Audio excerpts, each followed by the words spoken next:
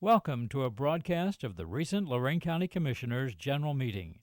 Unless otherwise announced, meetings are held Wednesday morning at 9:30 at the Administration Building, 226 Middle Avenue, 4th floor, downtown Elyria. These are public meetings and you are invited to attend. Agendas are posted prior to the meeting at www.loraincounty.us. Click on Departments to see the Commissioners page, then click on View Agenda. Please stand for the Pledge of Allegiance.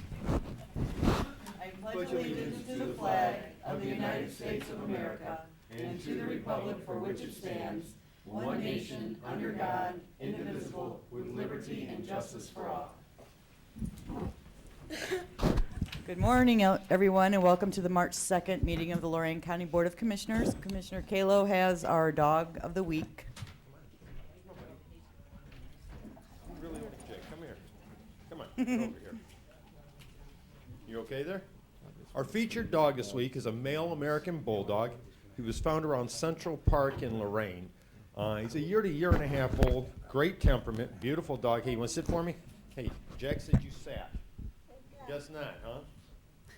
No? You said you gave a paw too and you didn't listen. How about one of those? There you go. Nope. Maybe? No, not that either, huh? He's busy looking at Jack. You got a new friend, Jack. He'll be available for adoption Saturday, March 5th at 3 o'clock. And if he's not quite your cup of tea, stop down. We have plenty of other dogs that are ready for adoption.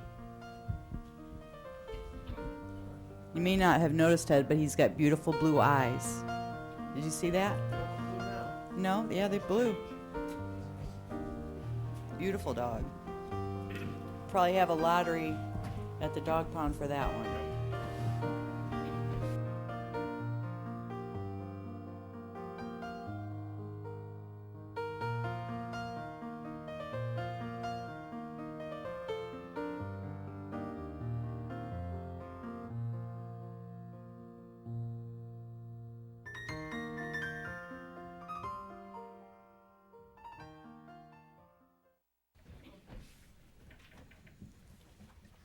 Madam Clerk? We have a proclamation today for developmental disabilities. Amber? Amber Fisher.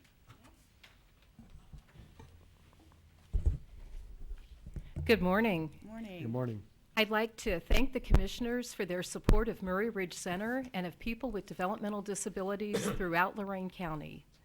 March is National Developmental Disabilities Awareness Month, and we're thrilled to have the opportunity to share some information about the services provided by the Lorain County Board of Developmental Disabilities, more commonly known as Murray Ridge Center. This year, I'd like to provide the overview of our lifelong services by sharing vignettes about several of our program participants. One of my companions this morning is Patrick. He's a student at Murray Ridge School. Patrick was born with Down syndrome and Hershberger's disease, and began receiving early intervention services through Murray Ridge Center at 4 months of age. Our early intervention program, which serves eligible children from birth to 3 years of age, provides important assessment and intervention at a critical stage of development. Last year, Murray Ridge Center served 659 Lorain County infants and toddlers through this program. Patrick has one sister and was adopted by his family as a baby. Due to his Hershberger's disease and developmental delay, Patrick requires special monitoring and supplies. His family is assisted through Murray Ridge Center's Family Support Program, which provides limited funding for things needed by caregivers of children and adults with developmental disabilities in the family home. Last year, nearly 700 Lorain County families were assisted through our Family Support Program. Patrick is from the Midview School District and was referred to Murray Ridge Preschool in 2006. Today, Patrick attends Murray Ridge School as a student in our primary wing. Like the 130 some other students in our school-age program, Patrick benefits from a functional life skills curriculum and has access to necessary therapies and nursing services at school. He has a couple of words for you this morning. So Patrick, why don't you come on up? And I have to give Patrick credit. Actually, the young man who was going to come with us this morning was unfortunately hospitalized last night. So Patrick and his family generously offered to fill in early this morning. Hi. Hi, Patrick. Good. Yeah. That's good. That's good. Excellent. Thank you, Patrick. Thank you, very Patrick. much. Nice. Oh. Excellent. Okay. My next friend this morning is Lori, and she and I go back a long way. When I first met Lori nearly 20 years ago, I was the supported living coordinator for Murray Ridge, and Lori lived with her mother and a sister who also has mental retardation. Lori and her sister were in a situation very similar to that of many people with developmental disabilities, in that they were living with an elderly family caregiver. When their mother was admitted to a nursing home, Lori's sister moved into a local group home operated by the Lorain County Board of Developmental Disabilities, and I was able to assist Lori to move into a home in the community with 3 other women. Lori lives in this home to this day, and her comprehensive residential services in this setting are covered by a Medicaid waiver. More than 60% of the funding for Lori's services is federal, and the match money comes from local levy dollars. Like more than 920 other eligible adults, Lori receives adult services through Murray Ridge. We have 3 work activity centers in Elyria, Lorain, and Oberlin, and Lori attends our Oberlin Work Activity Center 2 days a week. On the other 3 days, Lori works in the community.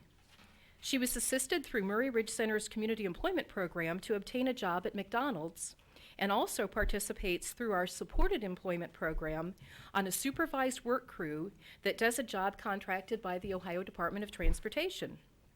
In addition, Lori participates in Murray Ridge Center's wildly popular Special Olympics program, through which in 2010, more than 175 adults with a wide range of developmental disabilities actively engaged in athletic competition.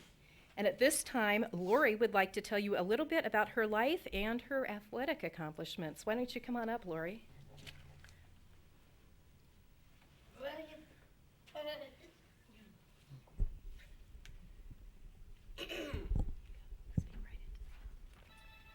Hi, Hi, Hi. Lori. Good morning. my name is Lorain Norton. I have worked with Mary Ridge Church, Northern Illinois. I live in the house with 3 other ladies. I have 2 community jobs. I work outdoors and outdoors. I go to the Oberlin workshop where I work in the cafeteria and area 2. I am in the Miss Olympics swim team. I have won first place. Mary Ridge has helped me to always have something to do. I like it there. Very nice. Thank You did a you. great Thank you. job. Beautiful. Beautiful job, Lori. Okay, and my final companion today is Terry. And Terry has cerebral palsy and lives with her 2 daughters.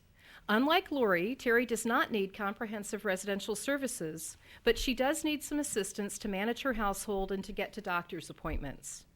To address such needs, Terry is enrolled on the Level 1 waiver, which is designed for individuals who require a limited amount of formal support at home. Like Lori's Medicaid waiver, Terry's waiver pulls down federal funding for more than 60% of the cost of her residential and adult day services.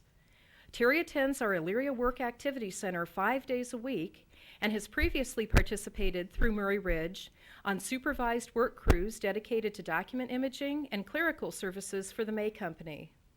Also, like Lori, Terry has a service and support administrator through Murray Ridge who helps her to develop and update an individual service plan, to maintain her Medicaid waiver, and to address any concerns. Terry, please come forward and tell us a little bit about your services.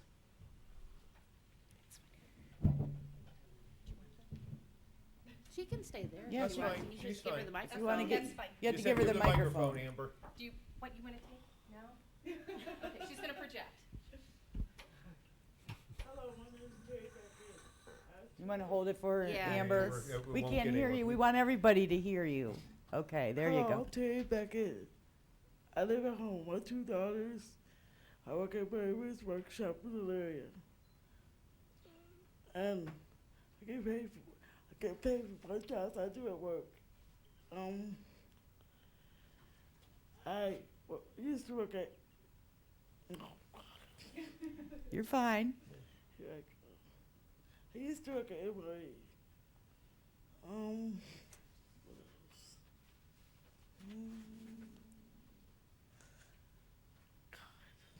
Don't be nervous. It's okay. Let me see. I have a wait. I have level 1 waiver.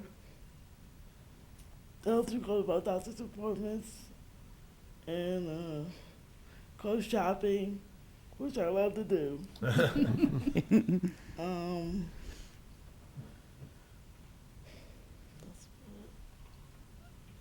I thank you for having me. You're quite welcome. Thank you for coming. Thank you. Thank you, Terry, and thank you, Lorain County Commissioners. Would you present like us that to come forward for a photo? Well, let me read the proclamation, then we'll do the photo, Amber. In the matter of proclaiming March 2011 as Developmental Disabilities Awareness Month throughout Lorain County. Whereas Murray Ridge Center recently celebrated its 43rd year of providing services to Lorain County children and adults with developmental disabilities and their families.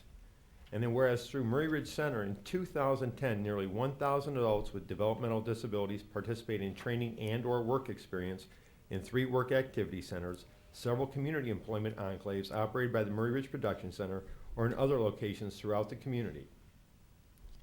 And whereas participation is encouraged in local, regional, state, national, and international Special Olympics activities to provide recreation and competition experiences to adults from Lorain County eligible to participate.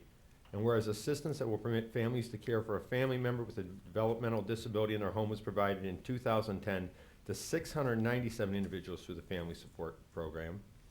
Whereas Lorain County Board of Developmental Disabilities oversees funds from federal, state, and local sources to provide comprehensive services to Lorain County individuals with developmental disabilities and their families.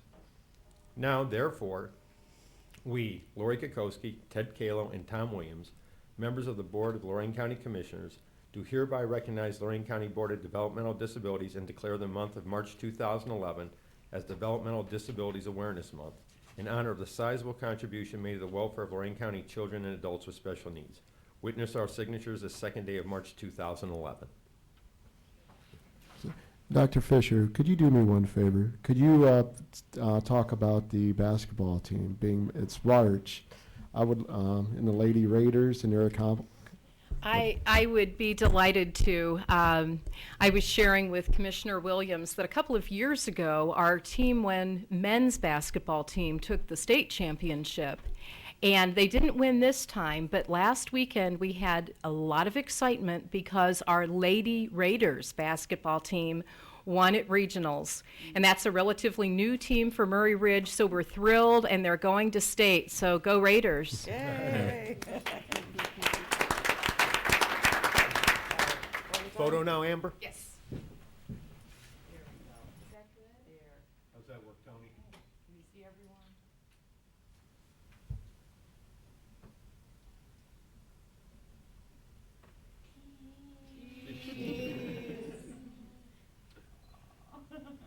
Got it? All right.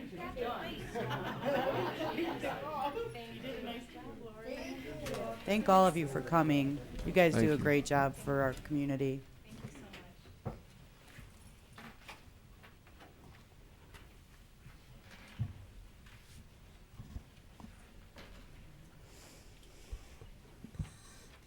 Okay, Ann, we're gonna do you next. Child support.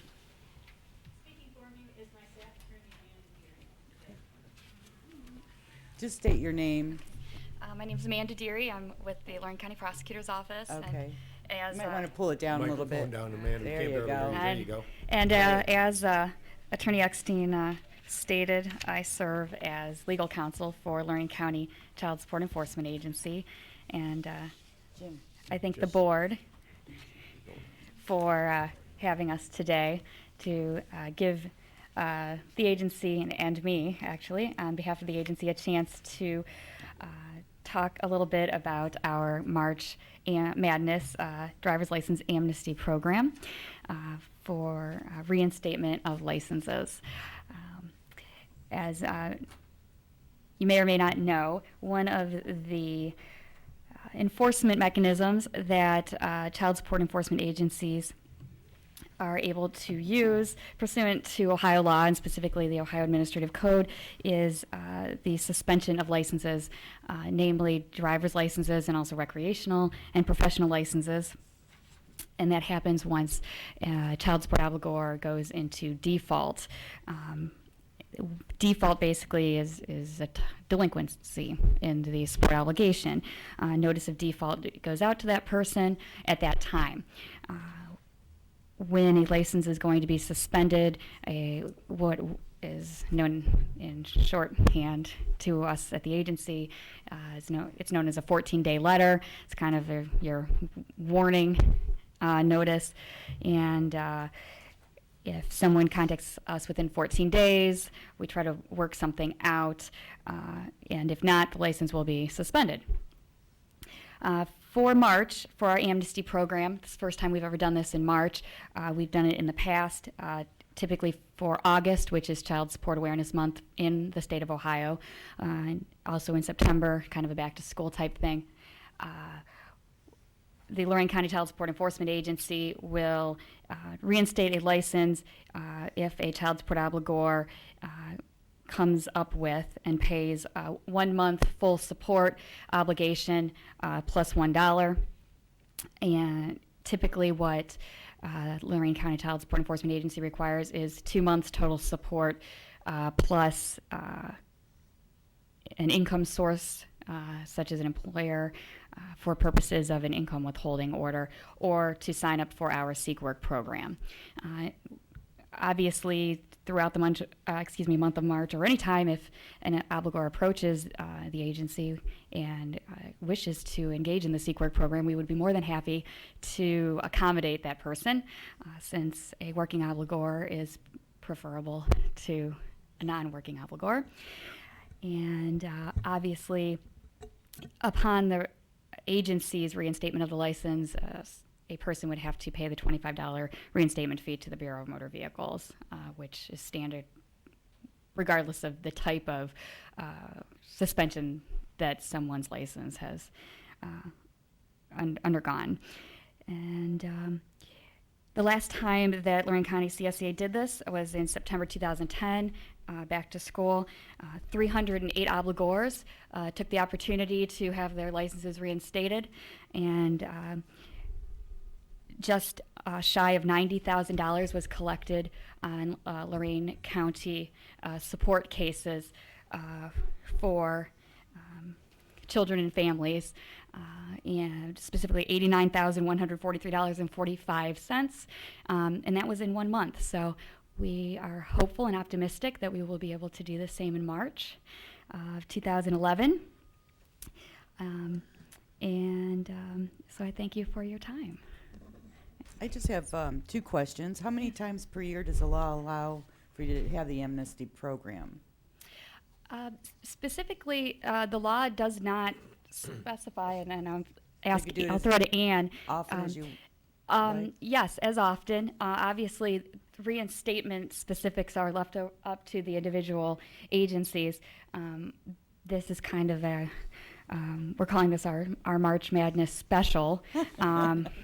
And it'll go back to our regular reinstatement policy on April 1st. Okay. And then the second question that I don't think I've ever heard was professional licenses? That's correct. What kind of licenses? Cosmetology licenses, barber's licenses, law licenses, really? Medical licenses. Wow. We do work with the state for those. Obviously, that's not something that just internally administratively we can do. We work with the licensing boards. Also, people don't necessarily realize this, but fishing licenses, hunting licenses. I thought of that. Okay. Yeah. So, All right. Wow. Great. Thank you. Didn't know Okay. that. The, real quick, and you may not be prepared to discuss it, but if you could, we're facing some significant budget reductions over in CSEA. yes. And the outlook is getting more and more grim. We don't get a lot of time to talk to the public sometimes about some of those other agencies. Can you just make a comment on that, about the struggles that we're having? And We'll let Ann do that, I think. Here comes Ann. She Okay. wants to talk about that. And I wasn't sure who was appropriate. I didn't mean to Thank you. usurp it, but I want to take this opportunity. We got some monumental Yes. struggles coming. I don't know if everybody is aware, but about a year and a half ago, we lost, we had to lay off 7 people. And due to attrition, people retiring, we have not replaced them. We are down to 57 full-time people. Approximately 2 years ago, we had 74. So yes, there are definitely, we're in a budget crunch. We're doing everything we can with limited personnel. Now, we hit a real snag late in the fall, early winter, and we were able to get over that. Do you want to explain that? But that's still kind of out there, right? Well, we are waiting for the next shoe to drop. We don't know what the governor's budget will do to us. And we are waiting for him to come out with it sometime in March. We did, I don't think we've had, well, due to attrition, we haven't had to lay off anybody. Right, but in November, we were facing some significant potential budget cuts. Yes. That actually did materialize, but we're preparing to lay off about a third of the staff. I don't want to get them worried, but that was the projection if the budget cut had. Due to attrition, what our financial administrator is telling us, we are down approximately 17% in staff, and our costs have declined approximately 16%. At this present time, we're able to squeak by. Yeah, because Mary Lou told me we may have had a big budget cut in November or December, and that they were working through that. The state came up with some additional option money to cover it, but that was still on the chopping block for a significant reduction in funding from the state for CSEA.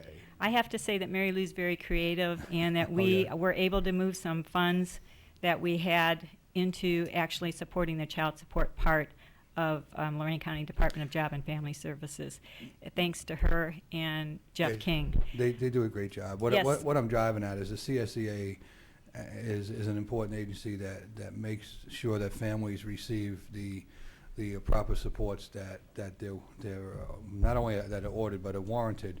And without people working in CSEA, those things could stop or be greatly reduced or hard to follow up on. I can't even imagine losing another third of my staff. I'll be frank with you. I know there's nothing that the commissioners can do, but it will be detrimental to the public. There's no way that we can keep up our level of service if we have to make those deep of cuts. So I'm just crossing my fingers. I know that I thank the commissioners for writing a resolution in support of restoring the federal funding, which we are not optimistic that that's going to happen. So there's not a lot of good news out there right now for CSEAs around the whole state. And like I said, because we've had so many people retiring in the last year, we are squeaking by at this point. I didn't mean to put you on the spot, but when we get a little time to talk about, a lot of times people don't see these things and they don't understand the significance and some of the reductions that occurred and some that we may be facing in the important jobs that those folks do over there. Yes, we've just lost a supervisor who retired yesterday, and I'm taking over her job temporarily. So that's about the level we're at right now. Thank you. Thank you. Thanks, Ann. Thank you. Thanks, Amanda. Thank you very much for your time. Do you want to do Bob Reese? Yeah, do Bob Reese so we can get back to work too. Commissioner Kukowski, Commissioner Kalo, Commissioner Williams, Administrator. The reason I'm here today is really twofold. One is to thank you folks, and we'll get to that later, but I couldn't have had a better segue than the last two. You know, on the federal level and on the state level, we're broke, and we can't continue to help ourselves in this community without looking at the fact that we're broke. One of the big reasons I'm here today is to talk about the proliferation of material leaving this county that's been used to help those folks that are less fortunate. With the the County 169 program, they do a marvelous job with what they do, and they have money from the outside. Goodwill has tried never, ever to be a drag on the community or the citizens. We've only ever tried to help. And one of the big things that's affecting Goodwill and some of the other legitimate charities in this county, Salvation Army, Volunteers of America, just to name a few, are the proliferation of drop boxes for-profit and other organizations that are outside of Lorain County. We've always been paramount here in trying to assist people in Lorain County to have a better quality of life. And these drop boxes are taking things away from the county and taking resources, even sometimes offshore, to people who they can't even tell you where their money goes. For instance, Planet Aid, those yellow boxes. And people have kind hearts in Lorain County. They always have. They wanted to help themselves and their neighbors and their friends. But they're unaware that some of these organizations that have boxes out there, or organizations that use the name, like AMVETS, is a for-profit company that gives 10% of any profit to the AMVETS. So in the future, we're going to be looking at ways that we can inform the county better on what these boxes are taking out of the community. Like I said, when you donate to Goodwill, you donate to your friends, your neighbors, and sometimes yourselves and your family. Before the year 2000, Goodwill in Lorain County, which started in 1928, was simply an employer of last resort. They had people with disabilities on the payroll, and sometimes they had up to 50 people part-time who were working in industrial service type jobs for places like Marconi, York, Ford, some of these places that have moved out of town. They were working with Invacare, Duffin, Vectron, and some of these companies have cut back so drastically that we went from a department that had at one point about 50 down to less than 6 part-time. We never asked the county, the state, the feds for any kind of money because it wasn't there. We decided to try to get it the old-fashioned way, just like people in Lorain County have always pulled themselves up by their bootstraps to go out and work. And that's what we did. We got back our right to do donated goods in the county, which had been given away for years. And we started to collect unwanted but useful household items in the community and turn those into dollars that we could use to employ people. Today, because of these local donations, Goodwill and its programs employs over 100 people on a daily basis now. We're one of the unsung positives in the county. We talk about people who have come in, other companies who have come in and added half a dozen jobs and celebrated them, which is great. I think that's fabulous. But since the last 8 years, Goodwill has added about 70 jobs. And these are people who need it the most.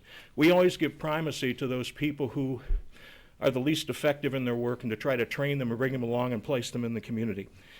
Because of the local donations, these 100 people and their families are now provided with a paycheck, with most of their health insurance costs, with a portion of a 401k retirement program, and just like any employees, they're given the dignity that that work gives them.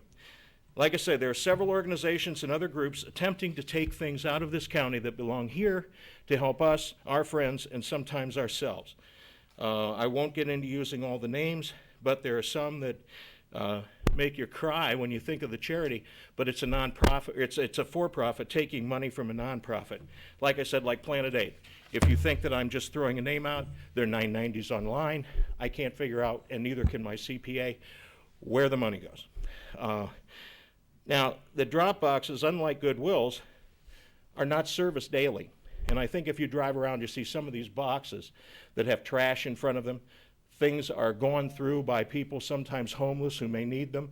But what that does is it leaves scattered goods all over the area, particularly now with plowing, snow, and rain. That when somebody drives through our community, can we be proud of what that looks like? I don't think so. We're working now with a company, the Pollock Company, on a statewide level, and our Goodwill here is heading that up, to find out what the economic impact of every dollar earned by everyone in this county is worth. And we'll have the firm numbers by next Thursday. But right now it looks like for every dollar generated, there's $8 of value back to the community. And the Pollock Company is recognized by the federal government and Ohio as being an expert in the field of being able to value this. So in 2010, let me give you some things that happened with Goodwill. We helped over 100 people earn nearly $3 million locally through these local donations.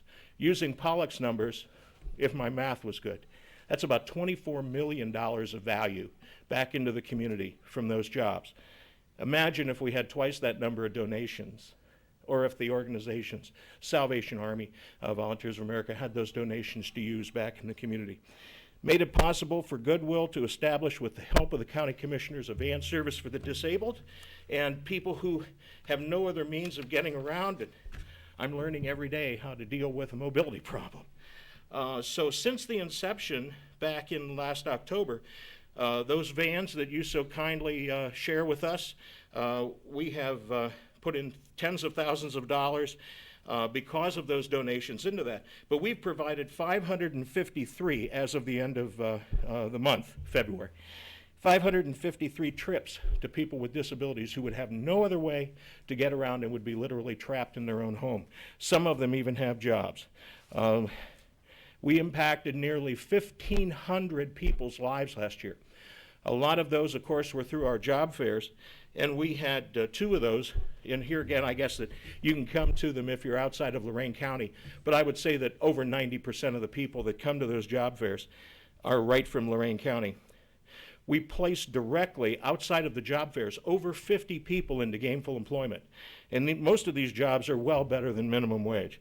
And again, this has been no cost to the community at all, state or federal. So they can't tell us that we're not doing good in the community. And with the help of the commission here, like with the van service, and at least your prayers, and we're working on some sort of, I hate to say legislation, to make sure that the charities in this county that are legitimate 501c3s that are working, using everything in this county back in there, can get those goods. One thing that I haven't talked about that everybody else seems to is the greening. And last year, because of that, Goodwill itself helped divert over 2 million pounds of material out of our landfills.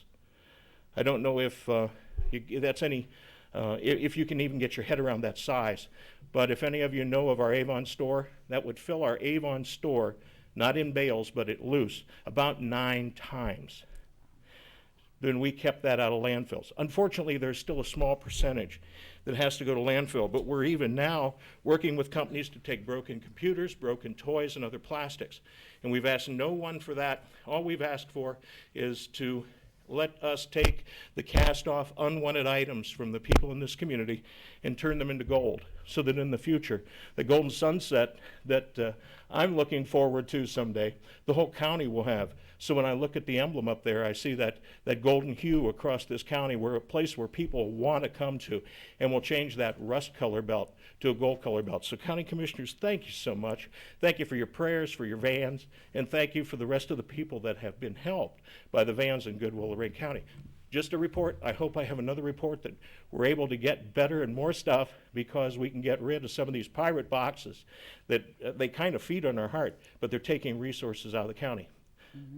And Bob, can you tell us where we can donate directly to Goodwill at? Oh, absolutely. Why don't you tell us that? Yeah, that's a great, at any of our stores, and we're open 7 days a week. We're open 9 to 9. Sundays we're open noon to 6. You can also call, and the best number to call is 330, or I'm sorry, scratch that 330, 440-244-3174. And if they won't talk to you about a donation, my private line is 244-3596. And they'll pick up at your house, correct? Large donations they will pick up, furniture, things like that. Unfortunately, we can't take major appliances, but there's regulations, and anything that has Freon in costs us a huge amount of money to have abated. So we try to use every dollar that we can, and obviously we can't take everything. For instance, if Granddad was going to reupholster the couch and ripped it apart and then realized he had no idea how to do it, we have to pay to have that hauled away.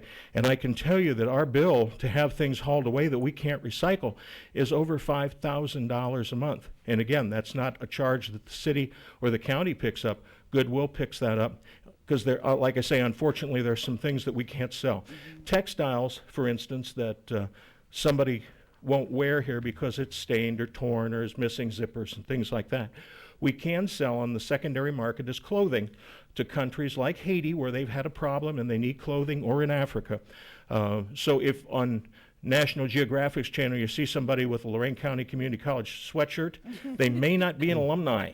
It may be something that you folks here have generously donated that would not sell in the store. But even those things that don't sell generate money back into our programs. And right now, one of the programs, Lorain knows a bit about this, for ex-offenders, where we're trying to help ex-offenders. And I saw the sheriff back here who's been involved with us in a coalition in the county, and we're working and paying the money at Goodwill to help that coalition try to find jobs, homes, and support for ex-offenders, the same way that we've provided support for veterans of all the wars. When they had no home, Goodwill's providing free office and clerical space for the mental health unit of the Veterans Administration, again, because that's our job.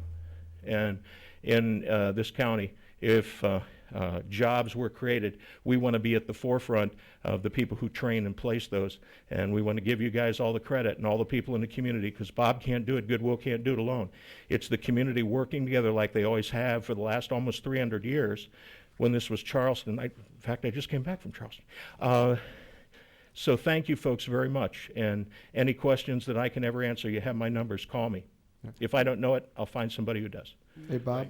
Thank you. Just real quick, Bob, I just Yes. want to make sure. Can you explain to people when you're referring to the drop box, what they look like and things like that? Yes, I can. They have the Smiling G logo that says Goodwill, and they're white and I wouldn't say the same color blue as your lamp. We call it safety blue. Okay. But it's the traditional Goodwill logo. And also, I can now spill the beans on this. I wasn't allowed to today. I was under a national sequester. We have been partnered with Hanes, the underwear people, I think I talked about this last time, the Donate program, where we want to be as world-renowned as the Recycle program with the triangle. The Donate program is a D with arrows around it, and they're going to be putting on the tags of their clothes, wash less, wash in cold, line dry, donate to Goodwill. And Levi's and Hanes are the two companies that are brave enough to be able to do that first, so I'm sure we'll have people coming after that. So greening is just one of those things that Goodwill's done since 1902. But my favorite part about it is we recycle goods and we recycle lives, and I hope that recycles hopes and dreams, particularly here in Lorain County.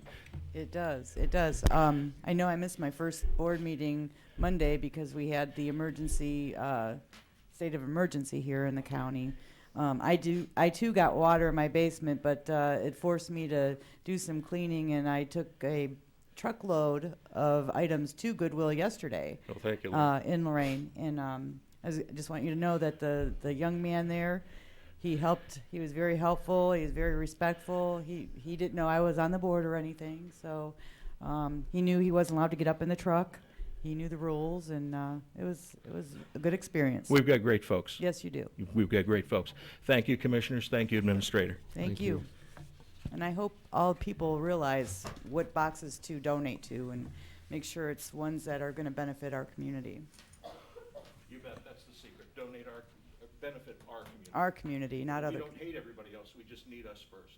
Exactly. Right. Thank you.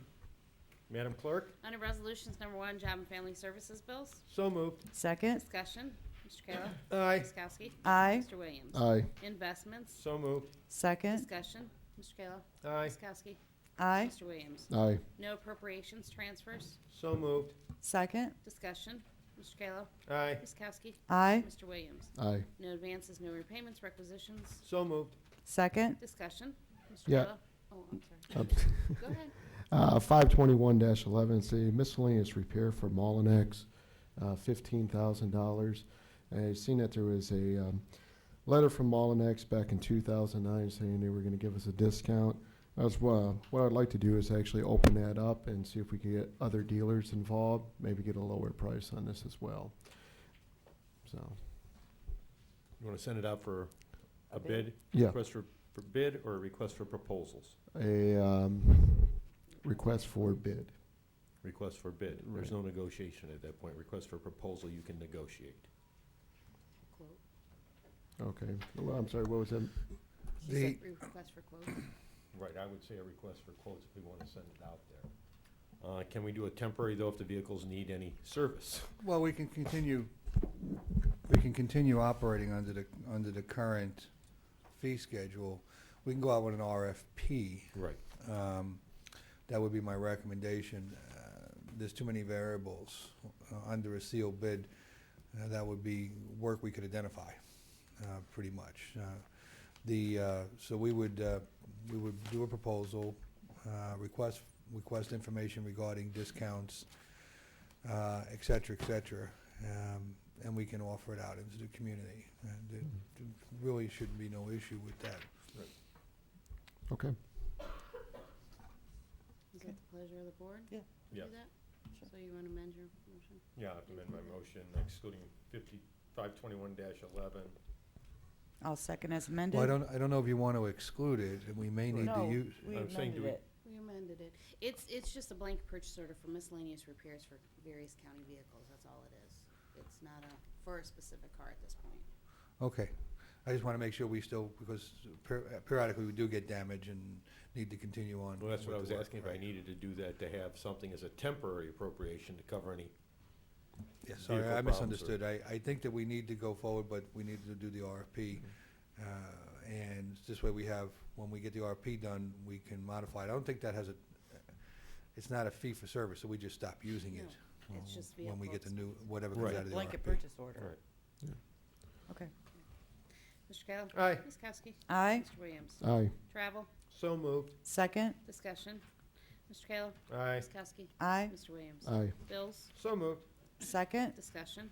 Mr. Kayla? Aye. Ms. Kowski? Aye. Mr. Williams? Aye. Under the Commissioners, authorize various personnel actions as indicated on the summary sheet for employees within jurisdiction of Lorain County Commissioners. Mr. Cordez? Thank you, Commissioner Kalo. I do need a executive session to discuss the labor contract at 911, Job and Family Services, and a potential hire, or potential hires at 911. Both of those topics are allowable under the Sunshine Law. And I would ask at the conclusion of our regular board meeting today, we go into executive session to discuss those issues. Thank you. Approve and waive the reading of the same in the County Commissioners meeting minutes of February 23rd and 28th. So moved. Second. Discussion. Mr. Kayla? Aye. Ms. Kowski? Aye. Mr. Williams? Aye. Under Community Development, approve and enter an agreement with Neighborhood House Association of Lorain County in the amount of $30,000 for homeless shelter services effective retroactive January 1st through December 31st, 2011 to be paid from the shelter account. So moved. Second. Discussion. Mr. Kayla? Aye. Ms. Kowski? Aye. Mr. Williams? Aye. Published notice in the non-legal section of the Chronicle on March 4th to fulfill the requirements of the Environmental Review Record for fiscal year 10 CDBG formula program. So moved. Second. Discussion. Mr. Kayla? Aye. Ms. Kowski? Aye. Mr. Williams? Aye. Advertise for RFQs for engineering services for Sheffield Township Sanitary Sewer Line. Notice being in the Journal on March 4th and 11th and receive until 4 p.m. on March 18th. So moved. Second. Discussion. Mr. Kayla? Aye. Ms. Kowski? Aye. Mr. Williams? Aye. Create Fund 2670 SBDC Fund to reimburse invoices submitted by consultants for services provided on behalf of Small Business Development Center. Revenue shall come from the county chambers grant agreements with Ohio Department of Development. Authorize in advance in the amount of $20,000 to be reimbursed upon grant received. SBDC set a record in 2010 through the partnership and advising over 312 clients and co-sponsored 29 training events, resulting in at least 10 new businesses and estimated 945 jobs created and or retained from approximately $94 million in capital infused into local businesses. U.S. Small Business Administration has allocated funds through Ohio Department of Development to support use of consultants. So moved. Second. Discussion. Mr. Kayla? Aye. Ms. Kowski? Aye. Mr. Williams? Aye. Workforce Development, approve and enter in a purchase service contract with Christina L. Sereno, Avon Lake, to provide WIA youth mentoring services effective retroactive February 16th through June 30th, 2011, in the amount of $150 per month per eligible participant served, and assign no more than 5 participants concurrently, and contains a 30-day cancellation clause. So moved. Second. Yeah, Discussion. Mr. Cordez? Yes. Can you fill us in on this? the youth mentoring services and where we're sitting with our new programs? Actually, we're doing pretty good. This is an additional contracted services person that will work within the virtual environment that we've established for delivery of these services. As you knew, excuse me, as you know, about a year ago, we were cut about 30% in our youth funding, in addition to our adult dislocated and adult worker funds. And we had to redevelop the model for delivery of services. And the model that we decided upon was one where we were actually paying for direct services to consumers rather than paying a lot of overhead and a lot of coordinators and a lot of program managers. We were losing a lot of the potential funding that was being consumed in the process rather than producing outcome for consumers. So we went to a consultant model with regard to mentoring services and with regard to tutoring services, and it's worked very well. It's worked so well that we're delivering all the services necessary, and we're getting ready to come back to the board with some additional requests for more services because we've been able to squeeze more value out of the funding even with the reduction. I want to wait until later in the year, around May or June, since when we've been doing it longer, and hopefully I'll be able to report continued satisfaction with that. But it appears that these turns that we're taking are going to be very, very productive. We still would like to have a few more mentors. We have enough to fill what we have need for right now, but we want to be able to move mentors to youth that have a better match. Sometimes we put them with mentors and they're getting the services, but are they placed with the best mentor, or are they placed with the best tutor that meets their individual needs and can communicate best with them? We'd like to be able to start doing that. We don't have enough personnel to do that yet. We're not required to do that. Again, we're providing the services.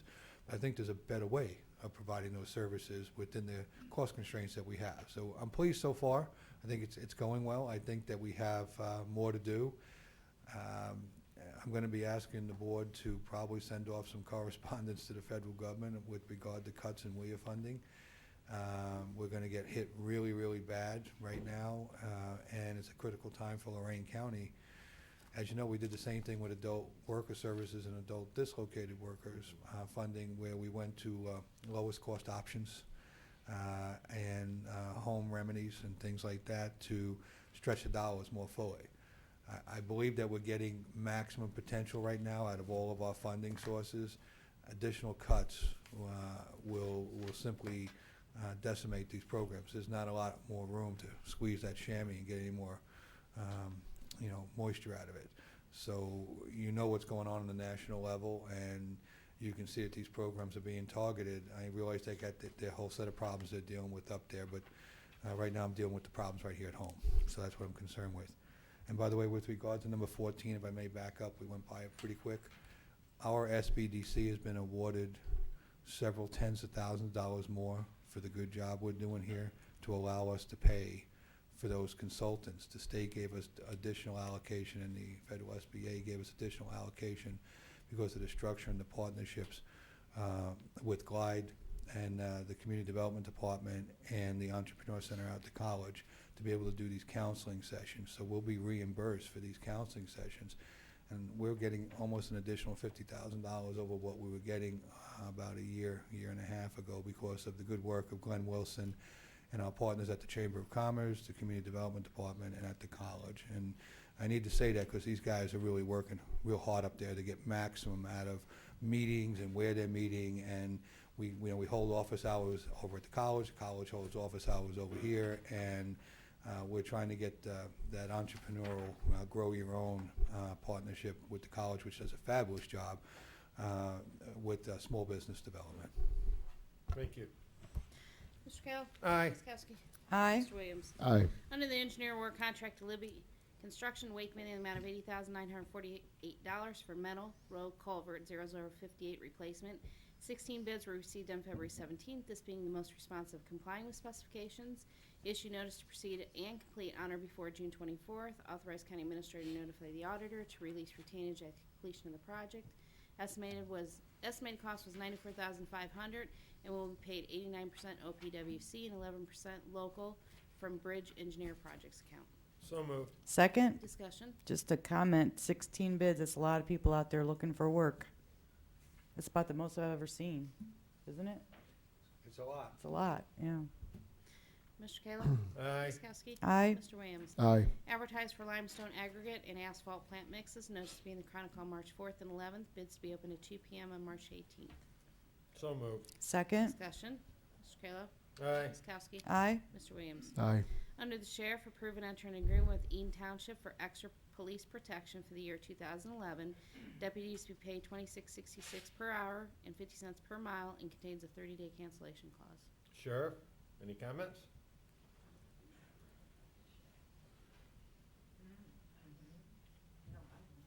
We always like to see these type of contracts. Yeah. Morning, Commissioners and everybody. Morning. Good morning. As you know, this is for extra patrol out there in Eaton Township, and it's renewed from year to year. They've started the program a couple years ago. As you know, Columbia's run it for a long time. Actually started under Sheriff Mertz and continued on Mahoney and under myself. And New Russia Township pays for a full-time deputy also out of their pay. So it's a good thing. It's an extra 24 hours of patrol that the officers do.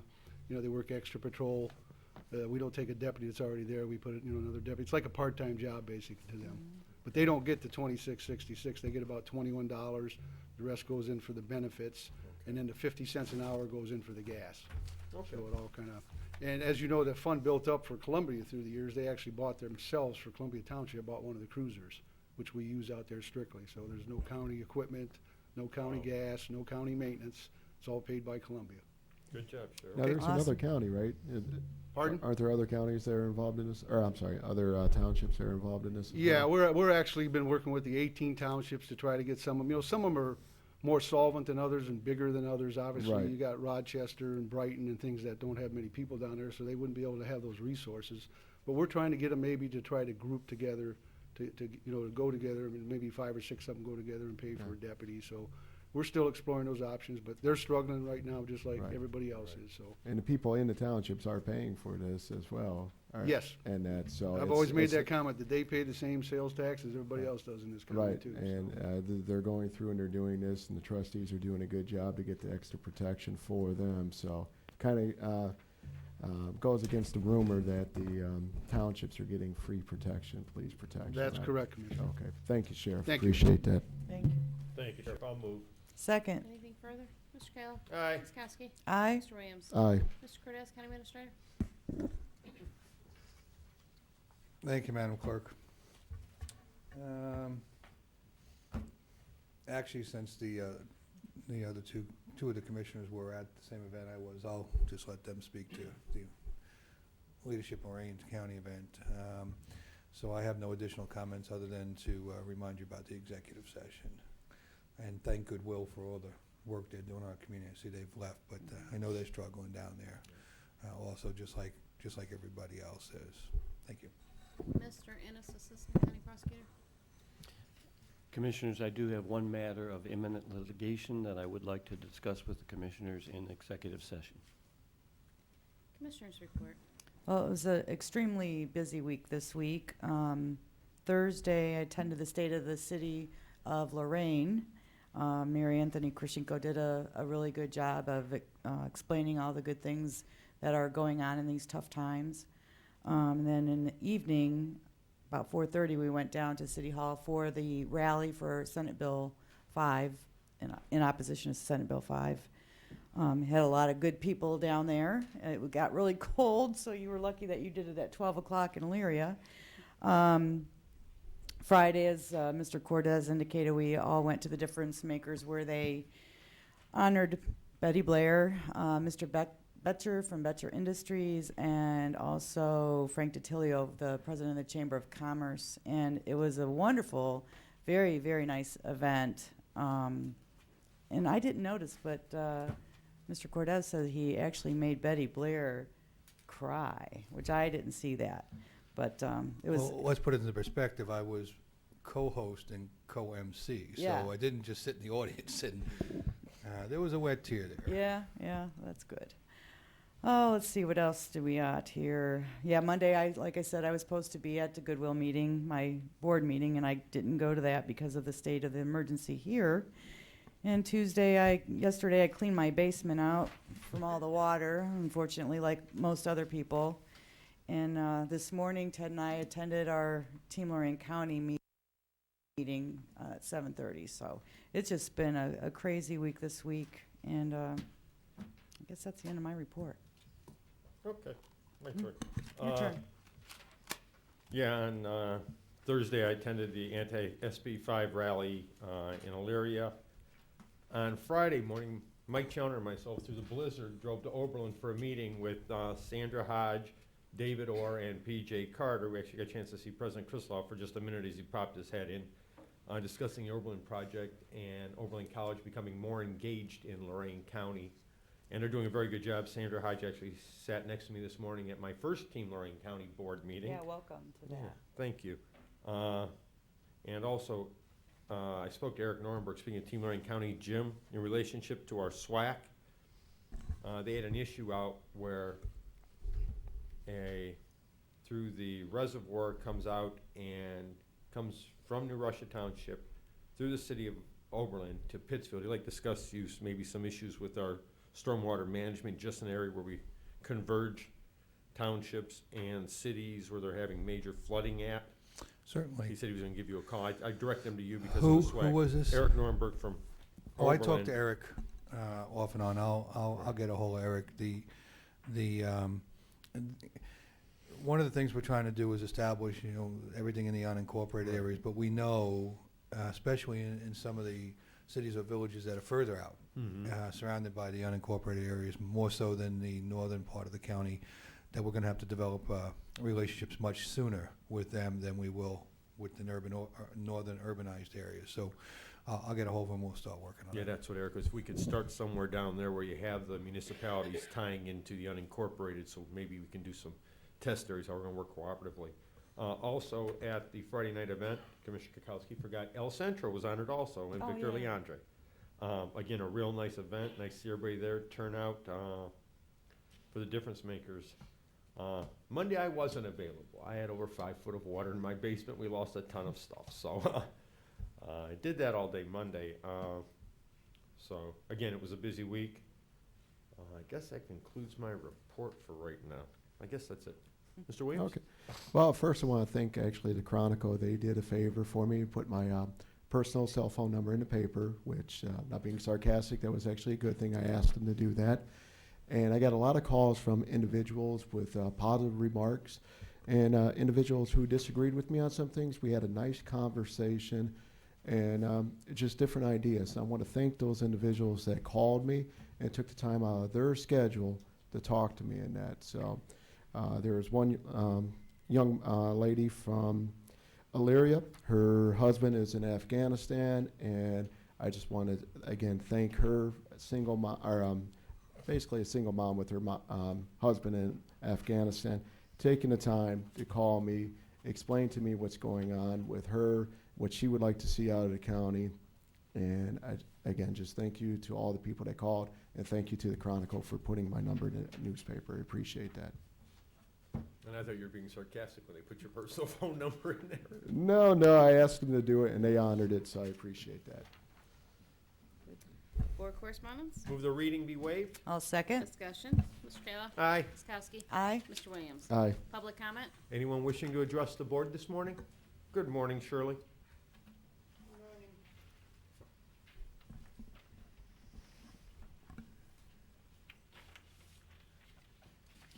Shirley R Johnson, Oberlin. I just wanted to report that on Monday evening, the League of Women Voters sponsored a meeting in which we had the sheriff, Stammitti, and Jack Hammond come and give us a presentation. And it was an excellent presentation. They were available for lots of questions from the people that were there, and I would recommend such a presentation to many groups in the county so they would understand and know what services we have and what problems we have. Thank you. Thank you. Thank you. Sheriff always does a good job out in public. Come on up. You would just state your name and address. Christine Wells, 274 Reserve Avenue in Oberlin. Excuse me, I'm a little out of breath. I practically ran here. I live on Reserve Avenue, and I don't know if any of you are aware of the issues that took place with the flooding.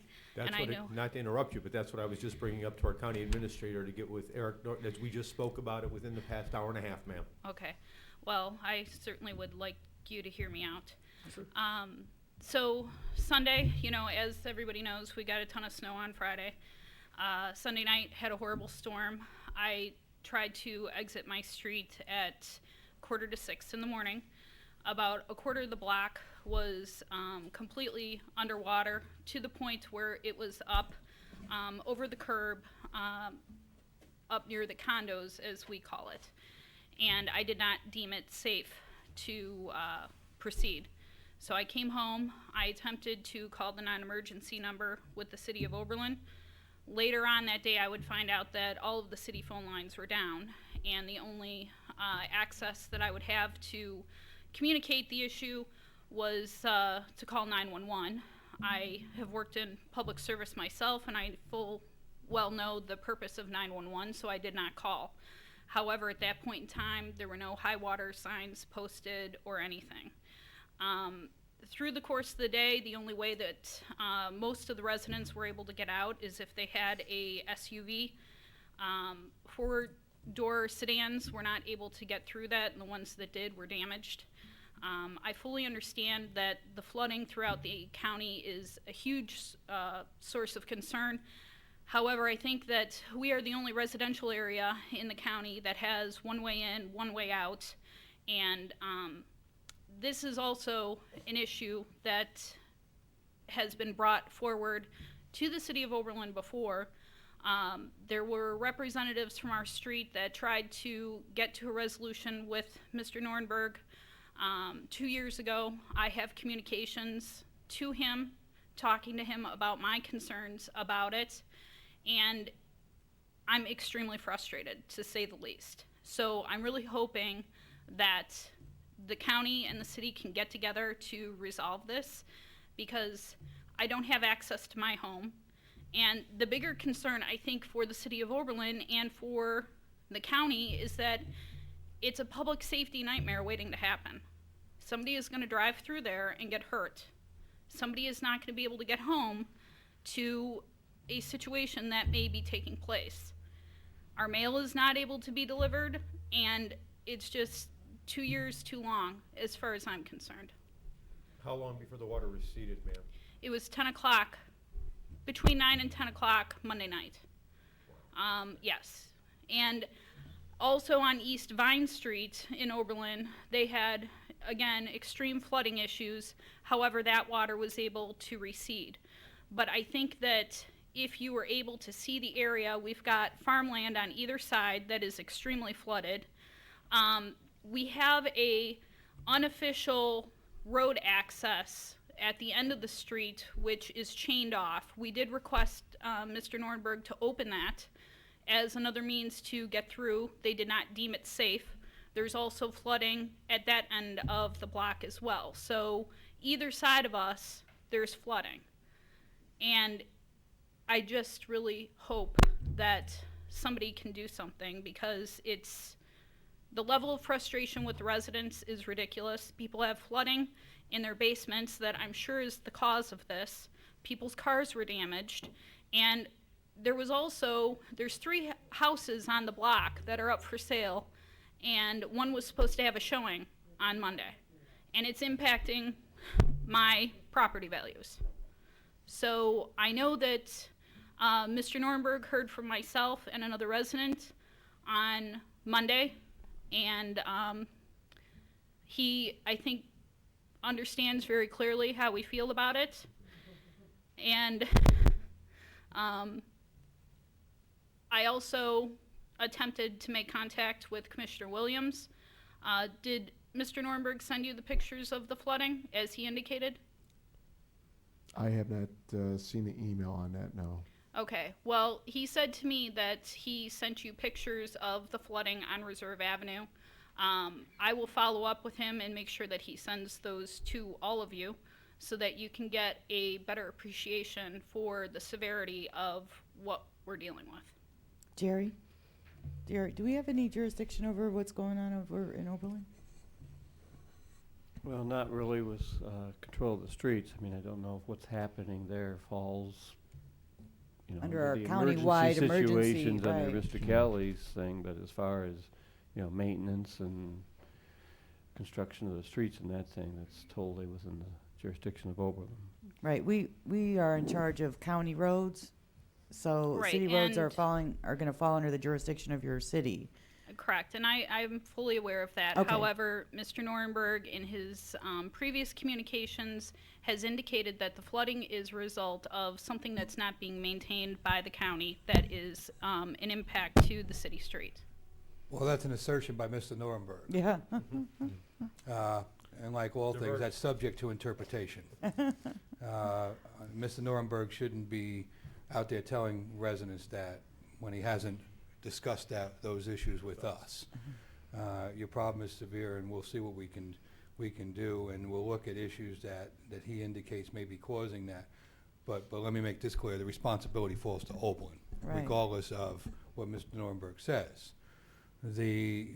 So to move his problem onto the Board of Commissioners in an attempt to make the discontentment with what's happening out there under this Board of Commissioners is unacceptable. Well, with all due respect, whoever's responsibility it is, You're absolutely right. I know don't what you're care. saying. You're right. I want it fixed. There's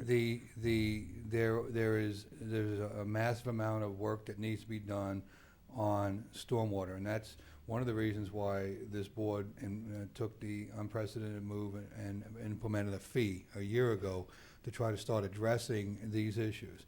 But Now, the fee has not started being collected yet. and it's not collected in Oberlin.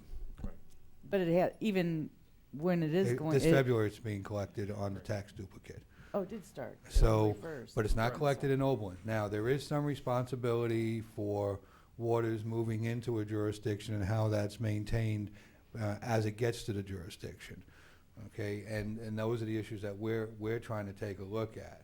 But to simply blame it on the county. I'm not blaming Not you, anybody. ma'am. I'm Not simply restating what he has communicated to me, and I also will tell you that the waters did reach up to 58, which is county jurisdiction, the way that 50 I understand it. No, the 58 is not county State? jurisdiction. State. Okay. Okay. Again, I am not trying to pass the problem. I want to take a look at this, and I want to get it into the SWAC. And Don's here from our community development. I'm going to get him to get your information. I'm not going to rely upon somebody else to give it to me, and he'll take care of that before you leave. But you know, putting up signs and road accesses and other road accesses and one way, we don't have anything to do with that. Now, I can tell you the biggest problem is there's probably too much water getting there too fast. That's usually, it's a very simple issue, but it gets more complicated than that. And we'll try to take a look at where that's coming from. But I just have a question. Has there been flooding in this area? There has, and as I mentioned before, myself and other representatives from the street had come to the city and had mentioned the problems that we had previously had. However, this was far worse than what we've seen yet. And to me, certainly you've got a number of other Mother Nature factors that came into play, but the fact that it's getting worse is extremely concerning because there's literally no access in and out. None. To share a story, Monday morning I woke up, we had about 5 foot of water, my street was shut down, they couldn't get a fire pumper, and I live in the city of Lorain on a cul-de-sac, one exit out. Actually, people had their cars underneath water. I understand the pain you went through. It was quite frustrating. You can't get anywhere. You can't do anything. And they shut the power off too. Yeah, fire department just came and pulled our power, pulled our electrical, shut our gas off. I mean, it was quite a miserable experience, so I share in your pain. But yeah, it's sometimes difficult. You know, where's the responsibility? They said, oh, water all comes from south and runs north. Again, frustration is the one piece. Public safety is my biggest fear. And I just am looking for some leadership from the county to work with the City of Oberlin to figure out what the heck is going on so that this can ultimately get resolved. And That's all I want. Well, it was brought to my attention this morning, ma'am, that's why I brought up the administrator earlier, that he wants to start working on it so we can figure out where county, township, unincorporated areas converge with the municipalities. Because again, the county has implemented their stormwater plan, the municipalities haven't. They were going through a study with PSI, and I don't know where they're at on that at this point, so like I said, we'll work with it, but I would just notify within the hour. When we were here Monday and we declared the state of emergency through the county, Tom Kelly, who is our EMA director, he's been here for over 20 years, and he said by far this is the worst flooding that he has seen since he's been here. So I don't know if your problem is getting worse or if it was just like, you know, a nature. What we had on Monday was the worst that I've seen, and Right. I've lived on the street for 6 years. Right. Well, this, like I said, worst in 20 years that he's seen countywide. So. And I'm sure there are people that have it much worse than what I'm we do. not trying to say Oh, you didn't yeah, have it right. bad. I'm just. Exactly. It was a combination of all the snow melting and the rain, combination of those two factors, just, you know. And I am sure there are people who had losses much greater than anything we have experienced on our little street. But it's an ongoing issue. It's one that we have attempted to try to get some resolution to that has just continually failed. And I think the frustration level is to such, which has brought me here. That's why you're here, yeah. Well, thank you. Yeah, thank you. If you want to go over, Donna, are you going to get her address? Okay.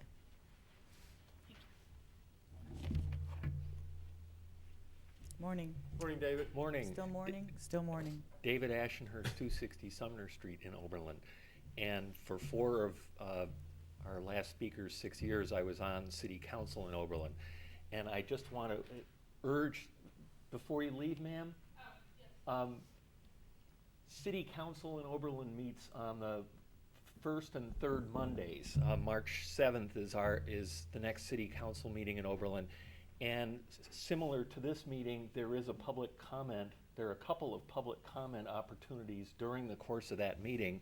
And I would definitely urge, you spoke very eloquently to both your attempts in the past to get resolution on this and your frustrations with that. I would very much encourage you to be at the next City Council meeting, and during one of those 2 opportunities, make your concerns known to the City Council in Oberlin, which has the jurisdiction over Mr. Norenberg and the basically the whole operations and implementations of policies in the City of Oberlin that this Board of Commissioners has. We've indeed been working in Oberlin on stormwater management for a number of years, and the whole coordination of the city's activities with the counties on this, it's partly Mr. Norenberg's to implement, but the actual existence of a policy has to be worked through the City Council, and so the accountability of that is really to the City Council as well. So I'd encourage you to go.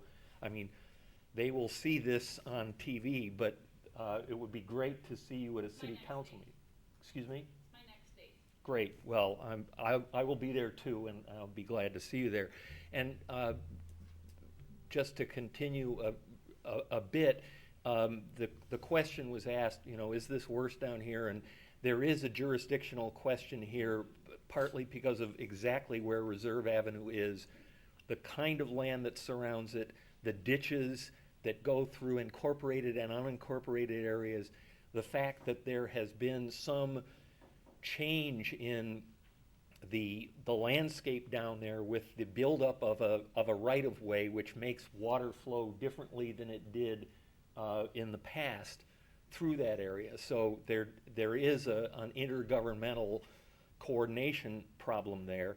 And I appreciate your asking for her information for your community development department, but it's definitely a city matter right in that area. And I think the city, and I'm sorry that the city, that you had to be faced with that, but I hope Mr. Norenberg was only repeating precisely what the differences in responsibilities were there, but I know especially the idea that we've had areas in Oberlin where we cleared streets so fire trucks could get through, but if there's a place in Oberlin where fire trucks can't get through, But- that's really a concern. But you for our know from city. these meetings here, first off, we'll never send anybody away saying it's not our responsibility, because that's a poor answer. So we will always look into helping somebody. So thank you for pointing it out. Right. Regardless of, at the end of the day, whose responsibility it is, we shouldn't just send her away saying, sorry, it's not our problem. It's No. always our problem. Understood. But the other thing is, you know from, as I said, from being here, ditch maintenance and a lot of those things actually is property owner responsibility.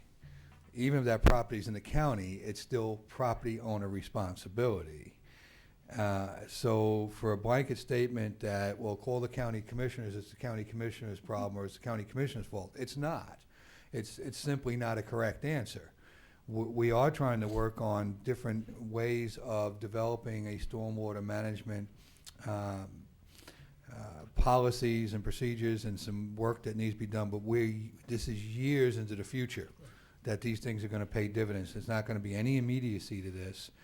The small amount of money that we're collecting that people have gotten outrageously upset about, because it is a small amount to try to start to combat these things, it will never give us currently enough money to do huge projects, but we'll be able to do some. But ditch maintenance along property lines and so forth all falls to property owners. I understand, but there is also Metro Parks property in there, and the confusion that would naturally come, especially to someone who hasn't always lived in Ohio, that they think that's a county operation, and you know and I know that that is a different I operation. just get concerned than when a high-ranking official is sending people to see the Board of Commissioners with the understanding that the problem is our fault. That's my concern. I understand, and I hope that was not exactly what was said, but I can understand how that could be implied with a less than precise communication. And if I Eric don't know was where the going through less one than of those days, if Eric was having a lot of those phone calls that day and it didn't quite get understood in the manner he was trying to deliver it. Yeah, somebody made a shorthand statement somewhere, and I don't know where it was, but I assure you this will, as they say, I hope that this dialogue continues in the city, because indeed you're exactly right on who the call should come through. And the City of Oberlin, the fact that the City of Oberlin's own phone systems were knocked out for a time on Monday morning, I had to give our city manager's cell phone number to somebody because he couldn't reach anybody at City Hall. Well, you know, water is a very easy thing to understand. It originates somewhere and it's got to end somewhere. Right. And it passes through a lot of areas and it doesn't respect jurisdictions. Flows down here. No, So- it takes the path of least resistance. Anyone else wishing to address the board? Make a motion to move an executive session as outlined by the county administrator and the county prosecutor. I'll second. Mr. Kayla. Aye. Ms. Kowski. Aye. Mr. Williams. Aye. This has been a broadcast of the recent Lorain County Commissioners' General Meeting. Unless otherwise announced, meetings are held Wednesday morning at 9:30 at the Administration Building, 226 Middle Avenue, 4th floor, downtown Elyria. These are public meetings, and you are invited to attend. Agendas are posted prior to the meeting at www.loraincounty.us. Click on Departments to see the Commissioners page, then click on View Agenda for a printable copy of the agenda.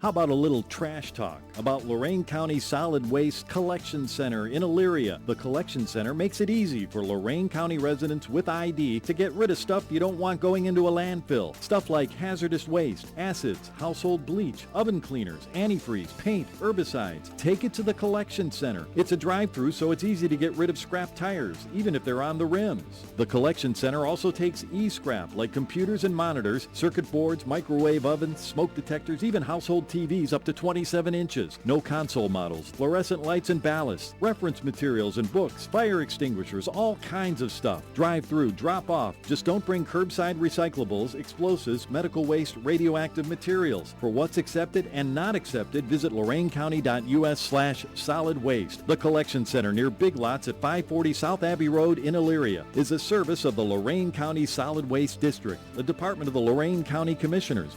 Carpooling, a great way to save on fuel, tolls, and parking. Serving 13 counties, secure and safe Ohio rideshare makes it easy to connect with carpool partners safely. You control information shared. Discuss your destinations and needs through our safe site. Carpooling reduces pollution and traffic congestion, while it lowers stress and gives riders time to read, work, sleep, socialize. 1-800-825-RIDE or register online at ohiorideshare.com. Point, click, ride.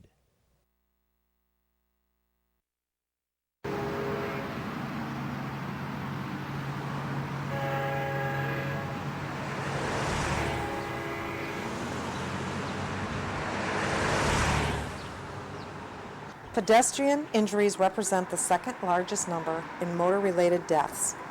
In the current report by the National Highway Traffic Safety Administration, of the 812 traffic fatalities for children ages 5 to 9, almost one-third, that's 254, were pedestrian fatalities. These numbers were just very staggering to me in this office. Most of these were from pedestrian crossings. Children not educated in crossing streets where there are sidewalks and obviously stoplights, or where there are no sidewalks and there are stop signs. So basically, it was based on the fact that they aren't getting proper education, or they hadn't any education on how to cross streets with sidewalks or without sidewalks. So that's what really got us motivated to look into this and do something about it. County Engineer's Office is quite proud to announce that the Safe Routes to School program has been initiated throughout Lorain County. We're very excited about this. To help these children from grades K to 4, teaching them to walk the streets safely is very important to us. We've seen statistics that quite frankly shock us. Many times we read and see stories of pedestrians being hit by automobiles in Lorain County, and it just tears my heart to see these children from K to 4 part of that. This program is to stop that, to help diminish those type of situations, and educate these children on crossing the street safely. And we're quite happy to announce that.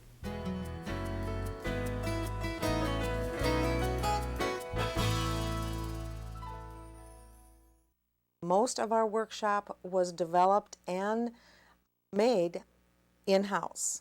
Simulated sidewalks, simulated streets. We have actual working stoplights, the pedestrian crossing signs that actually work, operational railroad crossings. We also have the regular road signs like your pedestrian crossing, your stop sign, your railroad sign. So we have all of these different things that the children can not only visualize, but then we actually interact the children in those situations so they can not only see, but they can use these in their learning abilities on how to cross the streets with and without sidewalks.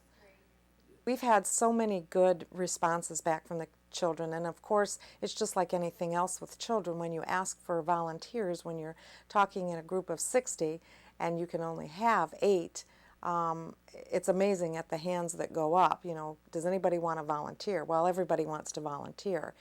We make them go over these skills that we're trying to teach them, not only the volunteers, but the group as a whole. So basically we have the whole class interacting.